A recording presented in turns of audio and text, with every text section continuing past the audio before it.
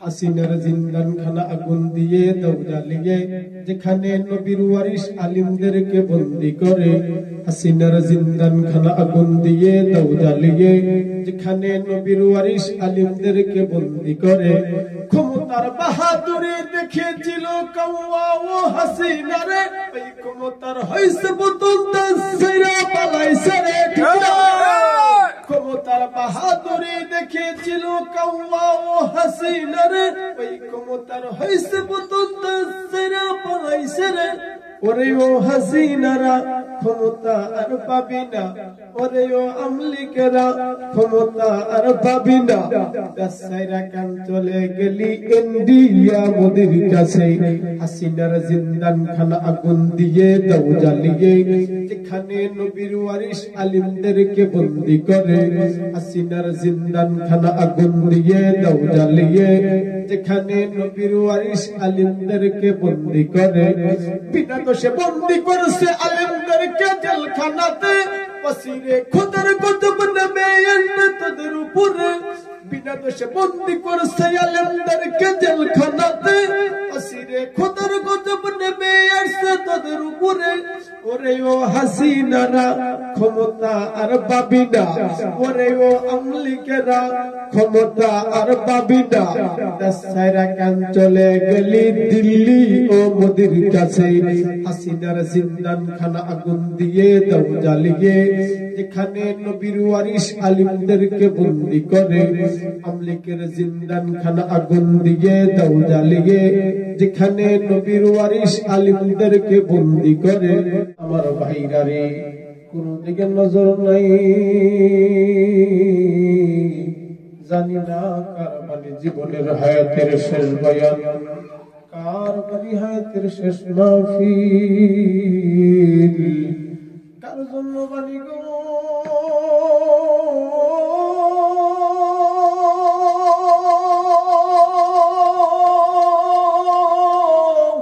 জংলার বাসটি হয়ে গেছে, কার জন্য বাণী। দাফনের কাপড় দোকানে চলে আসছে। ও আমার সিরাজগঞ্জ জেলার ভাইরা, এ আমার এলাকার বন্ধুরা, এই পর্দা নিশি মা বোনেরা, আমি যুবকদের বলবো, কেন মৌতের কথা স্মরণ করবা না? কেন মৌতের কথা স্মরণ করবা না? এরে বাজা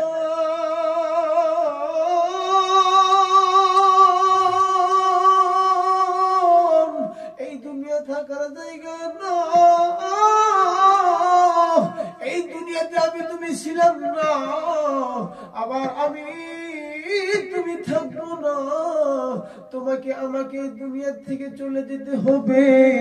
সেজন্যই মুসলমান তুমি আমি ঈমান নিয়ে কবরে যাইতে চাই, তুমি আমি আমল নিয়ে কবরে যাইতে চাই। বাবাজি আমি যদি ঈমান ছাড়া কবরে যাই, তুমি আমি যদি গুনাহ ছাড়া কবরে যাই, বাবাজি গো, তুমি আমি কবরের আযাব সহ্য করতে পারবো না। এর বাজার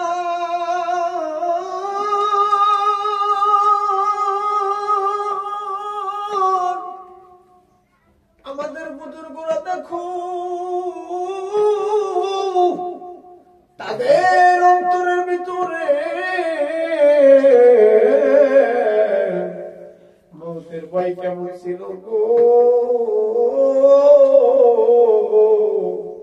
মৌতের ভয় কেমন ছিল, যার কারণে আমার আল্লাহ তাদেরকে দুনিয়াতে জান্নাতের ঘোষণা আমার আল্লাহ দান করেছে। সুবহানাল্লাহ। সেজন্য বলি বাজার,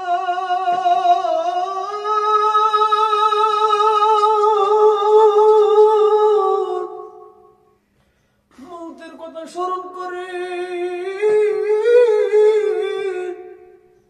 বেশি বেশি মৌতের কথা স্মরণ করেন। এ বাজার মুহাদ্দিসিন কিরামগণ বর্ণনা করেন, বান্দা যদি গুনার ভয়ে, বান্দা যদি জাহান্নামের ভয়ে চোখের পানি ফেলায়, এই চোখের পানিগুলো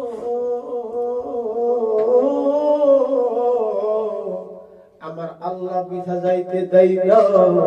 এই পানিগুলো আমার আল্লাহর কুদরতি হাতে আমার আল্লাহ তাআলা হেফাজত করে রাখেন। এর বাজার কাল কিয়ামতের ময়দানে জাহান্নাম যখন তোমার আমার গুনার কারণে পাগলা খিমে হয়ে যাবে, জাহান্নাম যখন তোমাকে আমার দিকে অগ্রসর হবে, তোমাকে আমাকে ধরার জন্য জাহান্নাম পাগল হয়ে যাবে। আমার আল্লাহ ডাকদা বলবেন ফেরেশতারা রে,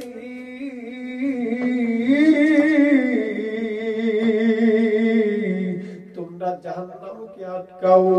একজন দুজন মুহাদ্দিস কিরাম বলেন ৭০,০০০ ফেরেশতা জাহান্নামকে আটকাইতে পারবে না।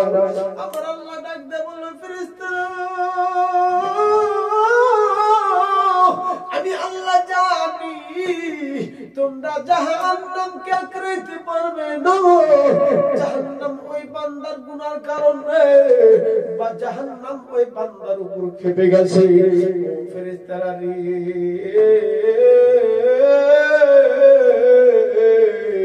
ওই যে দেখো পানি আছে, ওই পানিগুলো জাহান্নামের দিকে ছিকা মারো। এইবার আমার বন্ধুগণ সিরাজগঞ্জের বাইরে রে, এইবার যখন ফেরেশতারা আল্লাহর হুকুমে এইবার জাহান্নামের ওই পানিগুলো জাহান্নামের দিকে ফিক মারবে, এইবার জাহান্নামের গতি সামনের দিকে বন্ধ হয়ে যাবে, জাহান্নামের গতি পিছনের দিকে চলতে থাকবে। ফেরেশতারা ডাকতে কবে আল্লাহু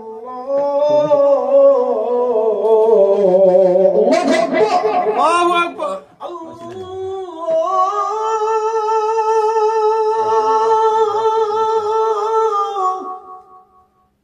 এইটা কিসের পানি? এই পানির এত পাওয়ার, এইটা কি হাউজে কাউসারের পানি না এইটা জমজম কূপের পানি? আমরা ৭০,০০০ ফেরেশতারা জাহান্নামকে আটকাইতে পারলাম না, আর এইটা কি পানি গো? যে পানি জাহান্নামের দিকে ছিটে দেওয়ার সঙ্গে সঙ্গে জাহান্নামের গতি পিছনের দিকে হয়ে গেল। আমার আল্লাহ ডাকদা বলে ফেরেশতারা রে, এইটা হাউজে কাউসারের পানি নাই, জমজম কূপের পানি নাই।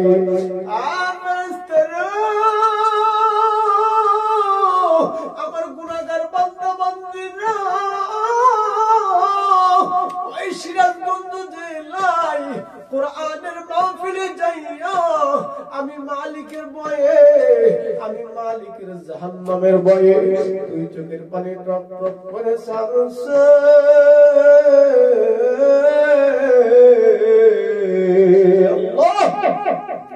এইটা হলো আমার গুনাহগার বান্দার চোখের পানি। সেজন্যই বাজান যত পারে কান্না করবেন। আল্লাহর নবী বলেন তুকাল্লিমুল আইদিহিম ওয়া তাশহাদু আরজুলুহুম বিমা কানু ইয়াকসিবুন। গুনাহগার বান্দার চোখের পানি আমার আল্লাহ তাআলার কাছে অনেক পছন্দনীয়। আল্লাহু আকবার কবীরা।